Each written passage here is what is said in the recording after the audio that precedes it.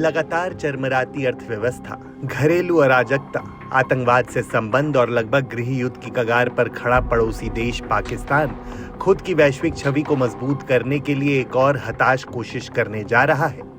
चीन के सहारे से पाकिस्तान भारत के मित्र देशों से नजदीकियां बढ़ाने की कोशिश कर रहा है।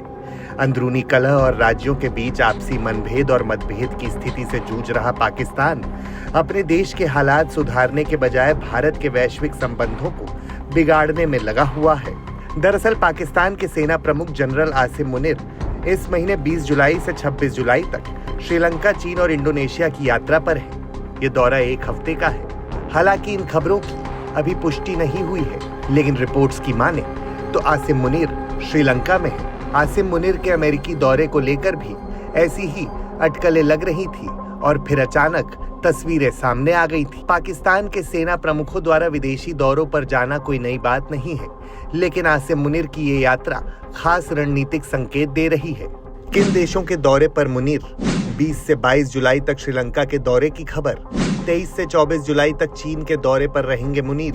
24 से 26 जुलाई इंडोनेशिया के दौरे पर होंगे मुनीर। बता दें कि मुनीर की ये यात्रा भले ही एक सामान्य सैन्य कूटनीति लग रही हो, लेकिन पाकिस्तान और चीन दोनों ही ग्लोबल साउथ में भारत के बढ़ते कद से घबराए हुए हैं। ऐसे में मुनीर की ये यात्रा नई दिल्ली के बढ़ते प्रभाव को कम करने की एक बेचैन कोशिश है। दरअसल G20, ब्रिक्स और IMEC जैसे मंचों पर भारत की भूमिका से चीन हताश है, इसलिए चुपचाप इस्लामाबाद पर दबाव डाल रहा है।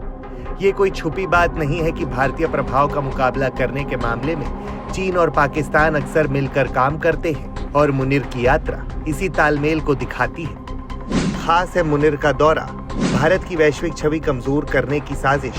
श्रीलंका और इंडोनेशिया से करीबी भारत के लिए चिंता। ग्लोबल साउथ में खुद को अलग महसूस कर रहे चीन पाक। भारत की बढ़ती रक्षा और आर्थिक साझेदारी से घबराए चीन पाक। लेकिन ग्लोबल साउथ के देश अब दिखावे से प्रभावित नहीं होते।